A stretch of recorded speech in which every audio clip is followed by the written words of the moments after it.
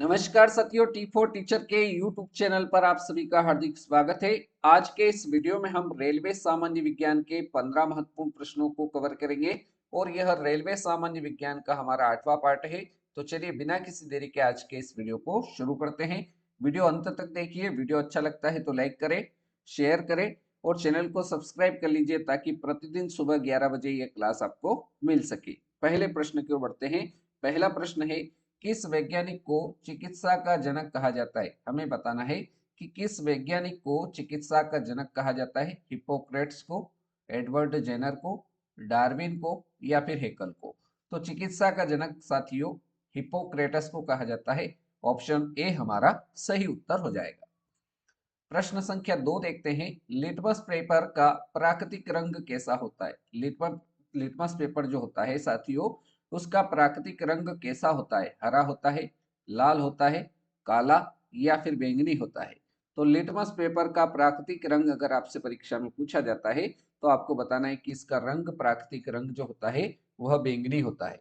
Litmus paper किससे प्राप्त होते हैं, किस पौधे से प्राप्त होते हैं, ये प्रश्न अगर बनता है तो यह लाइकेन पौधे से प्राप्त होता है। किससे पौधे से प्राप्त होता है? लाइकेन पौधे से लिटमस पेपर प्राप्त होता है। अगला प्रश्न देखेंगे, प्रश्न संख्या 3। प्रश्न क्रमांक 3 दे रखा है, बर्फ का गलनांक केल्विन में कितने डिग्री होता है? बर्फ का गलनांक केल्विन में कितने डिग्री होता है? तो यह 273 केल्विन होता है। तो ऑप्शन सी हमारा करेक्ट आंसर हो जाएगा। अगर प्रश्न पूछा जाए कि बर्फ का गलनांक सेल्सियस में कितने डिग्री होता है, तो साथियों तब हमारा उत्तर जो हो जाएगा वह 0 डिग्री सेल्सियस हो जाएगा। ये दोनों प्रश्न आपको ध्यान में रखना है।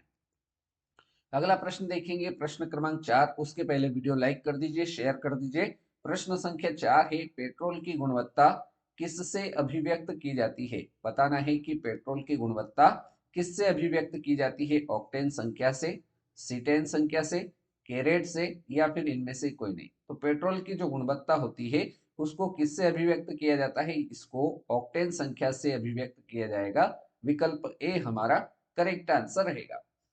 अगला प्रश्न है, प्रश्न क्रमांक 5। किस वैज्ञानिक ने कोशिका की खोज की थी? कोशिका की खोज करने वाले वैज्ञानिक का नाम बताना है। तो कोशिका की खोज की थी रॉबर्ट हुक ने। ऑप्शन बी हमारा करेक्ट आंसर रहेगा। अगला प्रश्न है, प्रश्न संख्या 6। मनुष्य की खोपड़ी में कितनी हड्डियां होती है? 22 होती है, 206, 18 या फिर 29? तो साथियों हमें बताना है कि मनुष्य की खोपड़ी में कितनी हड्डियां होती है। तो मनुष्य की खोपड़ी में याद रखना है कि 22 हड्डियां होती है। कितने हड्डियां होती है मनुष्य की खोपड़ी में?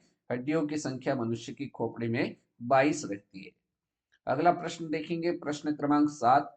दंत चिकित्सक को दंत चिकित्सक दांतों की जांच के लिए किस प्रकार का दर्पण प्रयोग करता है? प्रश्न संख्या 7 है, दंत चिकित्सक दांतों की जांच करने के लिए किस प्रकार के दर्पण का प्रयोग करता है? अवतल दर्पण का करता है, उत्तल दर्पण का, समतल दर्पण का या फिर इनमें से कोई नहीं? तो दंत चिकित्सक जो होते हैं वह दांतों की जांच करने के लिए किस प्रकार के दर्पण का प्रयोग करते हैं? अवतल दर्पण का प्रयोग करते हैं। ऑप्शन ए हमारा राइट आंसर हो जाएगा।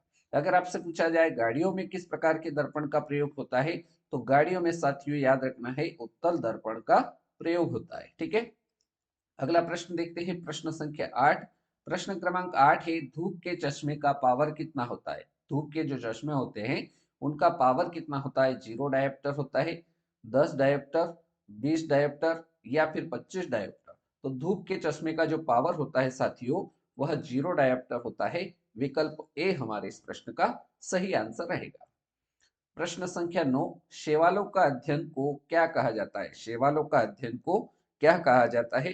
तो शैवालों का अध्ययन कहा जाता है फाइकोलॉजी को। ऑप्शन बी हमारा करेक्ट आंसर हो जाएगा। माइकोलॉजी में किसका अध्ययन किया जाता है अगर ये पूछा जाता है? तो माइकोलॉजी में साथियों याद रखना है कवकों का अध्ययन किया जाता है। प्रश्न बनता है परीक्षा में कि कवकों का अध्ययन किस क्या कहलाता है? तो कवकों का अध्ययन माइकोलॉजी आपको बता देना है। अगला प्रश्न देखेंगे, प्रश्न संख्या 10। एक विशेष कार्य करने वाले समान कोशिकाओं के समूह को क्या कहते हैं? एक विशेष कार्य करने वाले समान कोशिकाओं के समूह को क्या कहा जाता है? तो इसको उत्तक कहा जाता है। राइट आंसर हमारा ऑप्शन सी के साथ हो जाएगा। अगला प्रश्न है, प्रश्न संख्या 11। शुद्ध जल होता है, शुद्ध जल कैसा होता है? अम्लीय होता है, क्षारीय होता है, उपरोक्त दोनों होता है या फिर उदासीन होता है। तो साथियों प्रश्न आपको ध्यान से पढ़ना है। शुद्ध जल की यहाँ पर बात हो रही है, तो शुद्ध जल कैसा होगा? उदासीन होगा। और राइट आंसर हमारा ऑप्शन डी करेक्ट आंसर इस प्रश्न का हो जाएगा। अगला प्रश्न पढ़ते हैं, प्रश्न संख्या 12। विद्युत बल्ब में कौन सी गैस भरी होती है? विद्युत बल्ब जो होता है उसमें कौन सी गैस भरी होती है? ऑक्सीजन होती है, नाइट्रोजन, कार्बन डाइऑक्साइड या फिर हीलियम। तो हमें बताना है कि विद्युत बल्ब में कौन सी गैस भरी होती है, तो उसमें नाइट्रोजन गैस भरी हुई होती है। ऑप्शन बी हमारा सही जवाब हो जाएगा। अगला प्रश्न है प्रश्न संख्या 13। सोना, सोना का लेटिन नाम बताना है। सोने का लेटिन नाम क्या है? फेरम है, केलियम है, ओरम है या फिर मेट्रियम है। तो साथियों सोने का जो लेटिन नाम है वो ओरम हो जाएगा। ऑप्शन सी हमारा सही जवाब इस प्रश्न का हो जाएगा। अगला प्रश्न देखते हैं, प्रश्न क्रमांक 14। शरीर में उत्तकों का निर्माण होता है। शरीर में उत्तकों का निर्माण किससे होता है? कैल्शियम से होता है, वसा से होता है, विटामिन से होता है या फिर प्रोटीन से होता है। तो साथियों हमें प्रश्न में पूछा है कि शरीर में उत्तकों का निर्माण होता है, तो शरीर में उत्तकों का निर्माण प्रोटीन से होता है। हमारा सही जवाब ऑप्शन डी के साथ रहेगा। और अब बारी है साथियों आज के इस वीडियो के अंतिम प्रश्न की, प्रश्न संख्या 15। प्रश्न क्रमांक 15 में हमें दे रखा है मानव निर्मित प्रथम रेशा कौन सा था? मानव निर्मित प्रथम रेशा कौन सा था? रेयान था, नायलन था, पॉलिस्टर या फिर टेरिकॉट। तो मानव निर्मित प्रथम रेशा जो है वह आपको नायलॉन बताना है। विकल्प बी हमारे इस प्रश्न संख्या 15 का करेक्ट आंसर हो जाएगा। तो साथियों इस प्रकार से आज के इस वीडियो में हमने रेलवे रेलवे सामान्य विज्ञान के 15 महत्वपूर्ण प्रश्नों को आज के इस वीडियो में हमने हल किया। उम्मीद करता हूं ये 15 प्रश्न आपको समझ में आए होंगे। और आज का हमारा यह पार्ट नंबर 8 था।